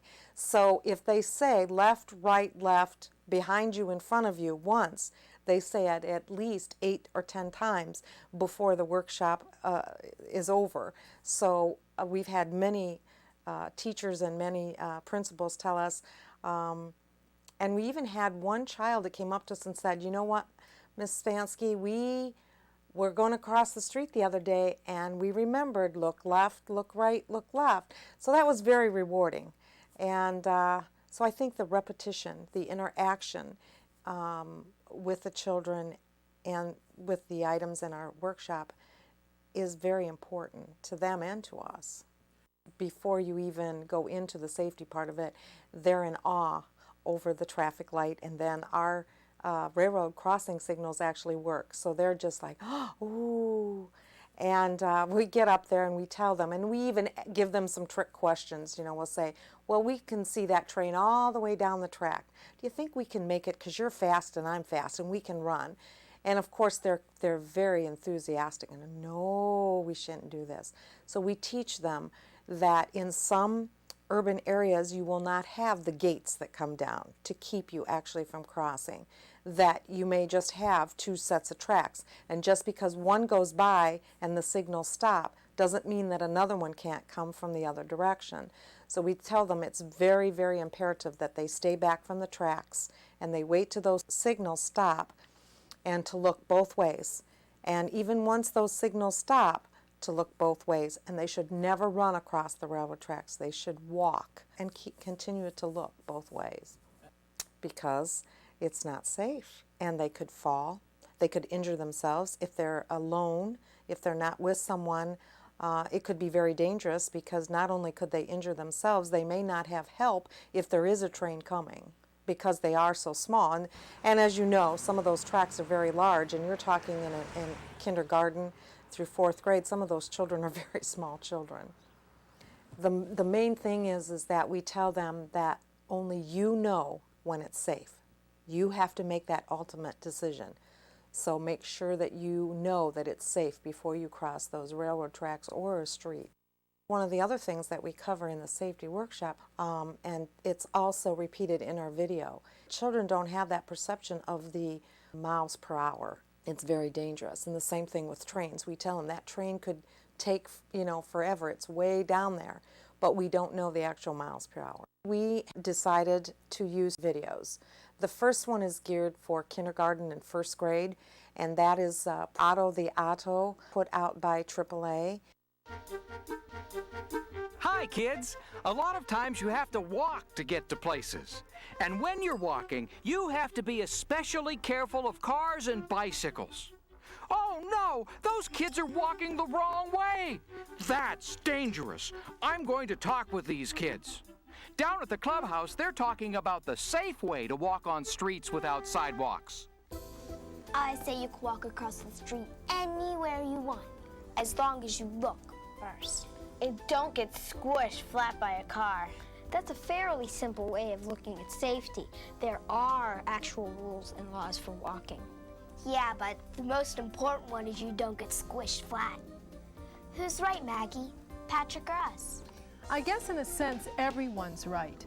The main idea is to get there safely, but there are some rules to help you get there safely, like don't run out into the street without... The second video, we show 2nd, 3rd, and 4th grade, and it is put together by the National Safety Council along with Honda, and they developed the first humanoid robot.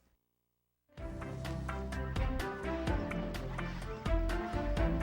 Osmo. What's up, Osmo? How's it going? Osmo, this is Michael. Michael, this is Osmo. How come you dressed in a robot suit? It's not a suit. I'm a real robot. My name, Osimo, stands for Advanced Step in Innovative Mobility. I'm the world's most advanced humanoid robot. I can walk forwards, backwards, and even climb stairs just like a human. So, what's the first rule about crossing the street? Stopping at curbs. Correct. First, always stop at the curb. Then make sure no cars are coming. You want to look left. It's clear. Then right to see if any cars are coming from the other direction. That's clear too. Cars move fast. There might already be a new car to the left. So look left again. Car coming. See what I mean? Okay, he's gone.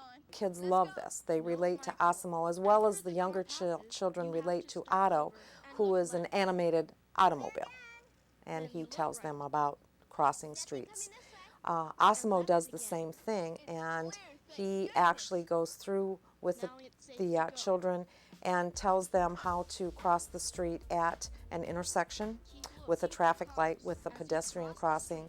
He also teaches them how to cross because a lot of children at schools have parked cars. He goes over the issues of how to cross when there are parked cars. So he does a number of different things, how to cross the street when there are no sidewalks. So they both cover the basic skills. One is just geared a little bit more for the different age groups.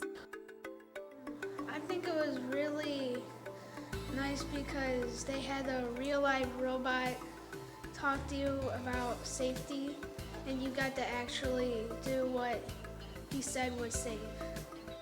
He said when there are parked cars to make sure there are no drivers in before you cross the street. It's a good idea because, like I said, the kids could walk through the whole process of crossing streets with the crosswalk, without a crosswalk, at the intersection. What happens if you're crossing in between two parked cars? Those are things that parents don't teach their kids. They go to Safety Town and they learn left, look right, look left again, and they go. And even my own son, who's a kindergartner, he just did Safety Town, and I still catch him flying across the street.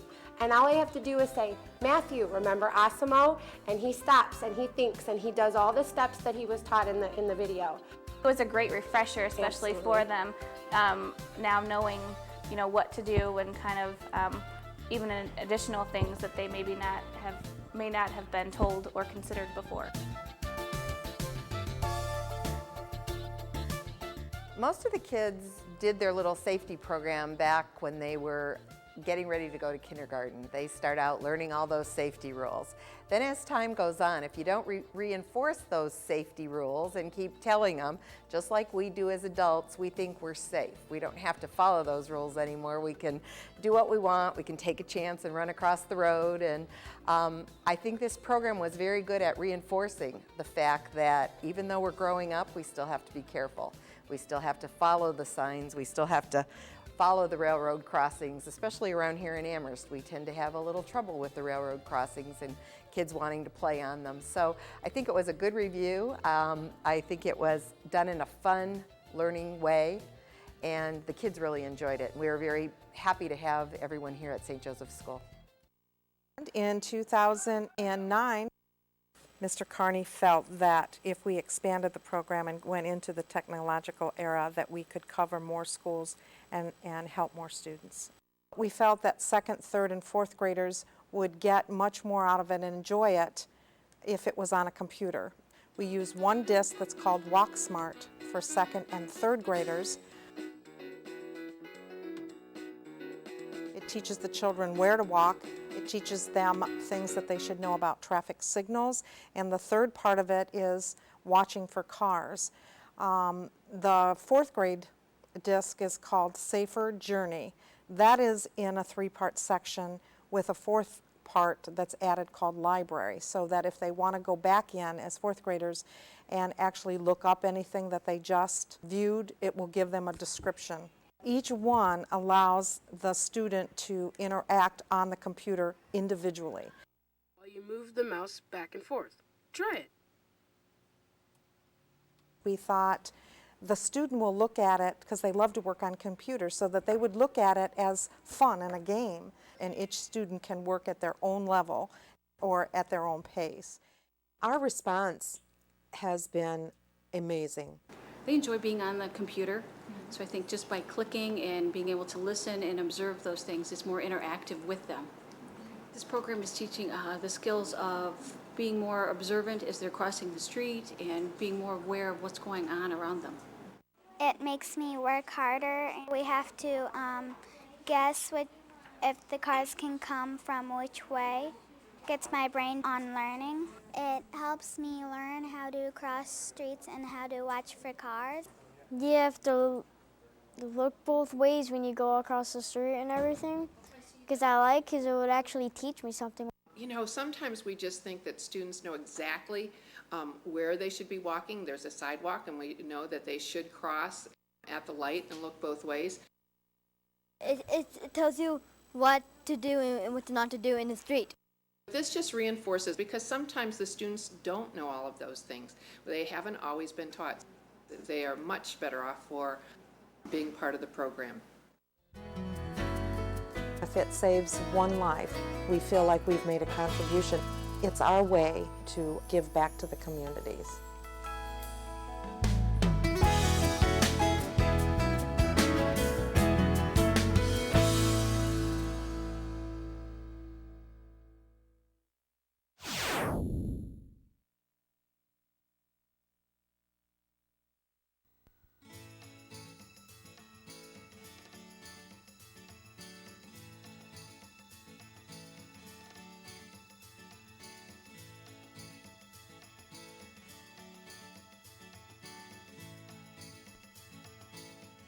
In 1787, the Continental Congress organized the lands from the Ohio River to the Mississippi into the Northwest Territories.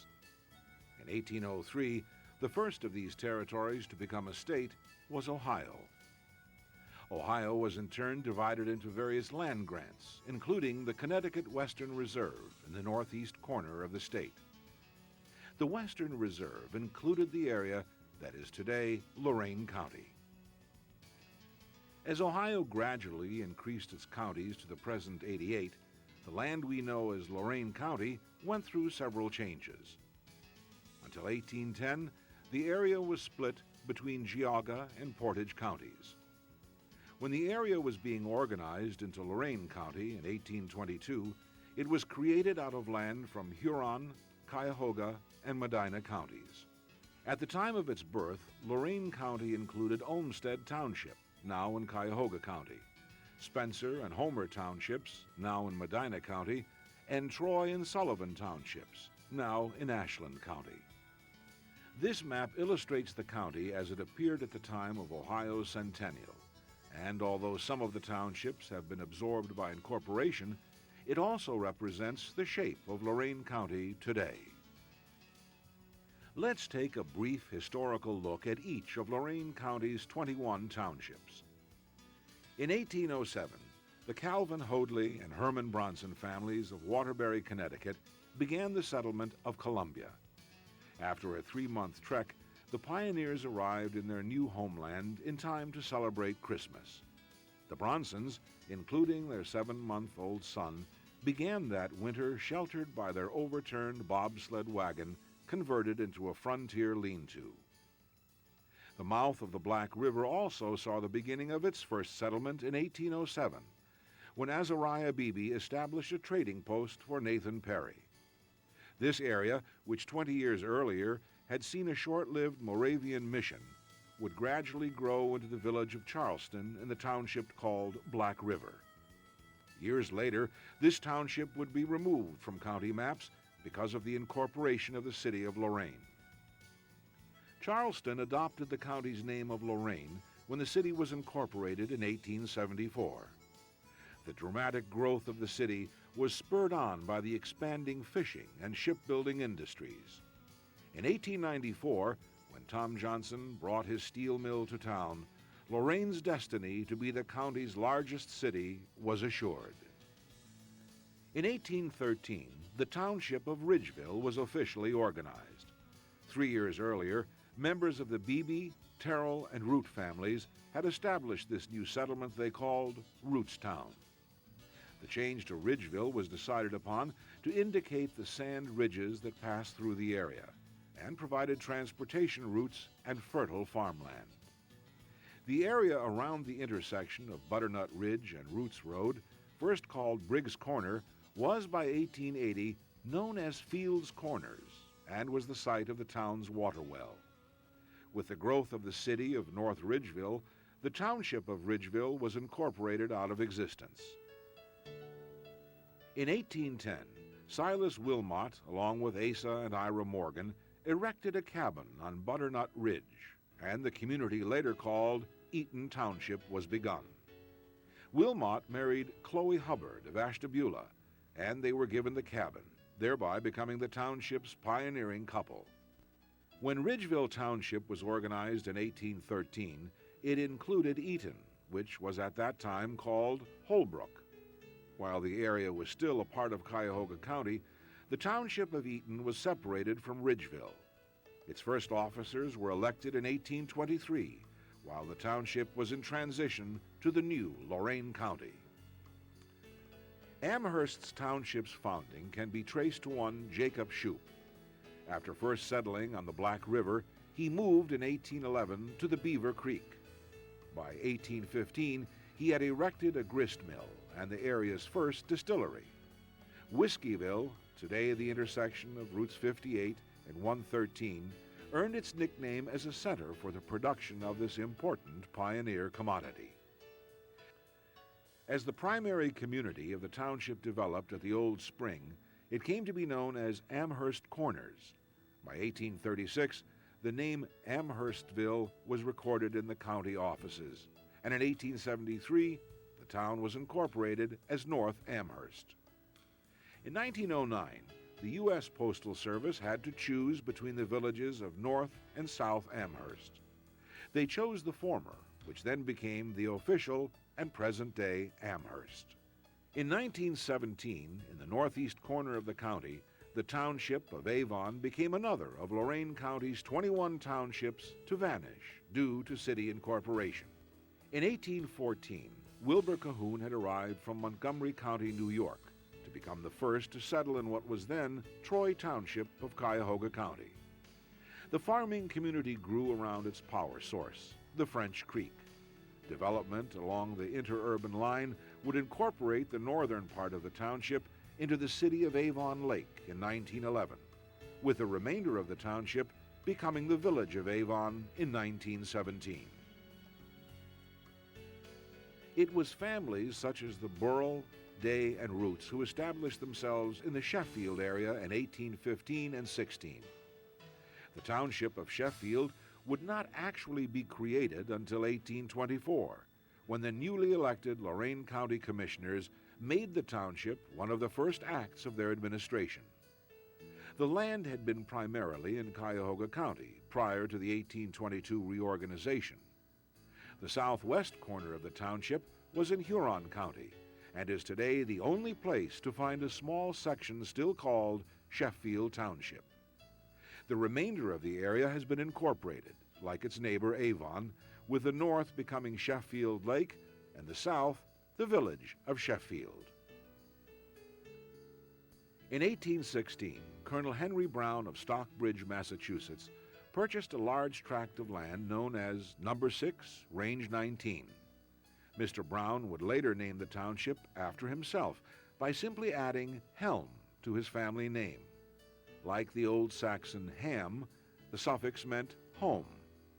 The Deacon Shepherd family were the first settlers when they arrived on July 4, 1817. The village of Brownhelm Mills, located in Benjamin Bacon's Mill Hollow, was one of 3 communities to develop. Bacon's Corners, or the center, was 3 miles east of the hollow, while just west of the hollow was Rugby, where stores, a church, a school, and the post office were located. The first settlers to the Grafton Township area were Jonathan and Grendall Rawson in 1816. 10 years later, the Rawsons were forced to build a grist mill, or forfeit their land under their original agreement with the Western Reserve Land Company. Railroads and quarries were the greatest influence on the growth of the village the locals called Rawsonville.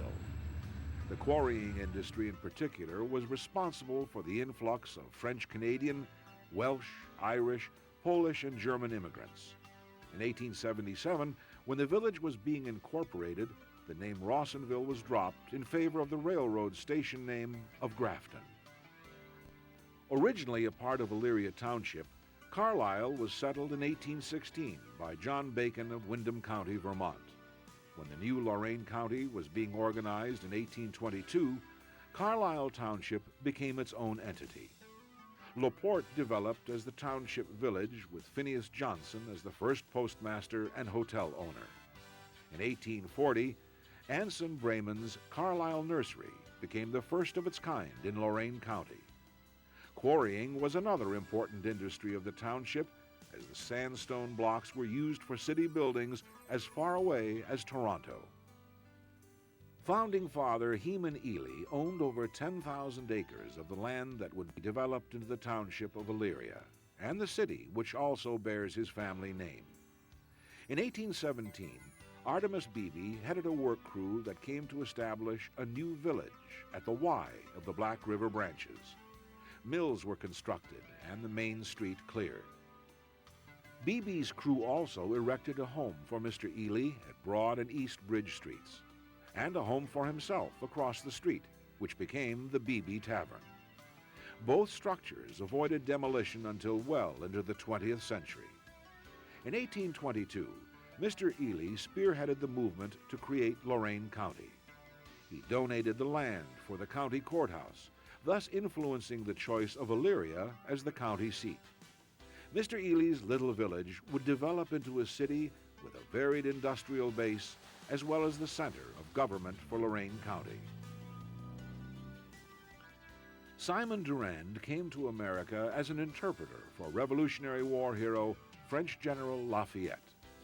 Durand remained in the new nation and in the winter of 1817 moved from New York State to the 160 acres he had purchased south of Brownhelm. 10 years later, the population of the area was enough to support the formation of a new township. With the southern portion ceded to Brighton and the northern portion annexed from Brownhelm, the township of Henrietta was created in 1827. Although New England families represented the majority of settlers to the area in 1818, one of the pioneers was William Welling of Montgomery County, New York. History is not clear if the community was named in honor of Welling or for the famous English Duke of Wellington, hero of Europe's recent Napoleonic Wars. With the coming of the railroad, Wellington grew into an agricultural marketplace, and in fact was the nation's leader in cheese production from 1870 to 1900. The county fair, now located in Wellington, helps to continue the depiction of small-town America shown in native son Archibald Willard's famous painting, The Spirit of '76. In 1818, Joseph Sage and the family of his son-in-law, John Laborie, journeyed through a severe winter from Connecticut to their new homestead in Huntington Township. More pioneering families came to the area, and by 1822, the population was such that the Medina County Commissioners incorporated the township using the Huntington, Connecticut hometown of many of the settlers as its new name. Lumber, grain, and cheese dominated the local economy. In 1824, when Lorain County came into full operation, Huntington was transferred from Medina County. The citizens of Old Russia Township, that had been first settled in 1818, requested detachment from Black River Township in 1825. The town and college of Oberlin were founded in 1833 and would grow to dominate the area. The Oberlin concept combined a Christian community and a Christian coeducational institute. Through the influence of founders John Shippard and Philo Stewart, New York businessman Arthur Tappan, and noted evangelist Charles Finney, the college would become not only co-ed, but also multiracial and the nation's leader in the abolitionist movement. The independent spirit that created the first Russia Township was evident once again in 1992, as New Russia Township detached itself from Oberlin. In 1820, the Peter Penfield family began the permanent settlement of the area he had first selected in the fall of 1818. Penfield Township's organizational election was held in April of 1825. The first religious service was held in 1826, and the first school was in session in the summer of 1829. The township's first post office put the emphasis on post and not the office. As the Penfields lived well off the established mail route, a hollow tree near the river was used by the local residents for sending and receiving the mail. The township, with its fertile soil, grew into a part of Lorain County's rich agricultural heritage.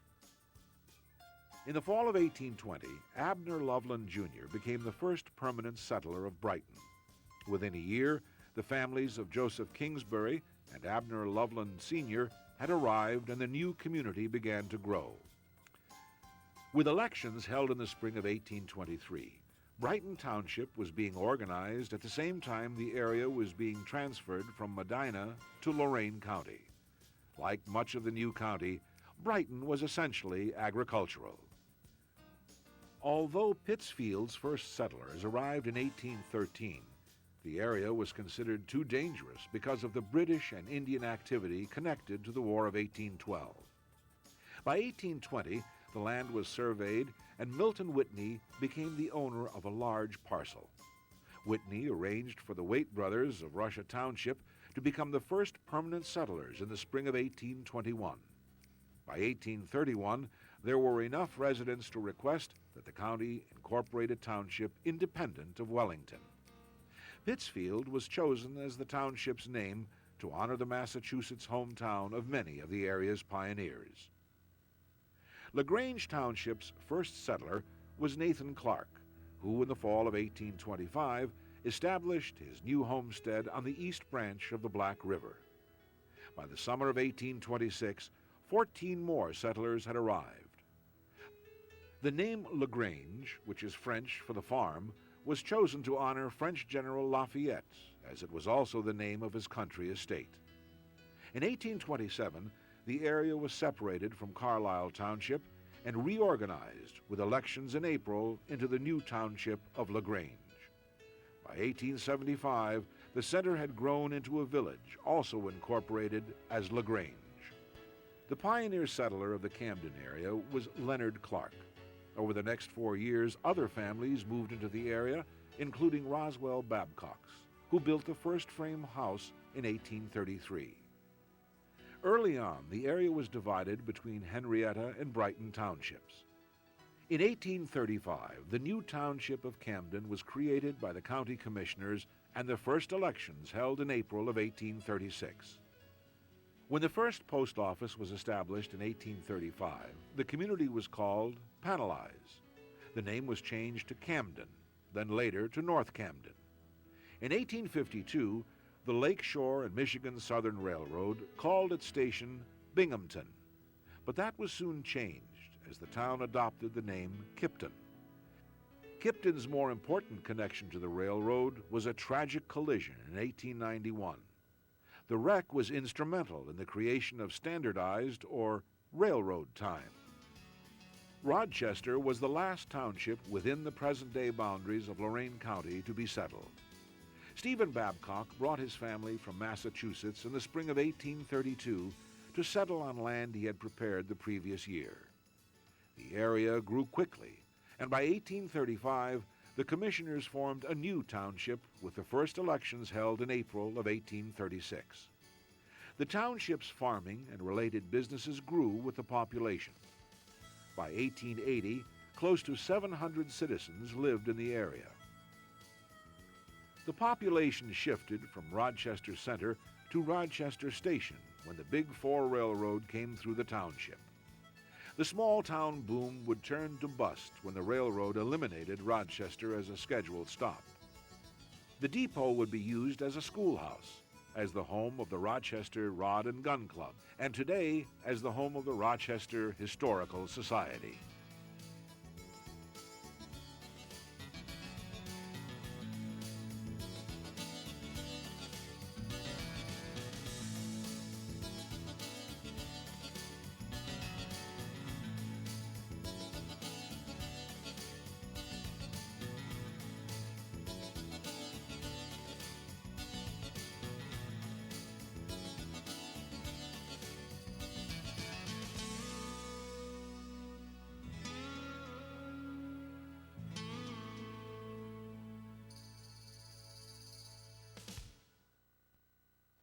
How about a little trash talk about Lorain County Solid Waste Collection Center in Elyria? The Collection Center makes it easy for Lorain County residents with ID to get rid of stuff you don't want going into a landfill. Stuff like hazardous waste, acids, household bleach, oven cleaners, antifreeze, paint, herbicides. Take it to the Collection Center. It's a drive-through, so it's easy to get rid of scrap tires, even if they're on the rims. The Collection Center also takes e-scrap like computers and monitors, circuit boards, microwave ovens, smoke detectors, even household TVs up to 27 inches. No console models, fluorescent lights and ballasts, reference materials and books, fire extinguishers, all kinds of stuff. Drive through, drop off. Just don't bring curbside recyclables, explosives, medical waste, radioactive materials. For what's accepted and not accepted, visit loraincounty.us/solid waste. The Collection Center near Big Lots at 540 South Abbey Road in Elyria is a service of the Lorain County Solid Waste District, the Department of the Lorain County Commissioners.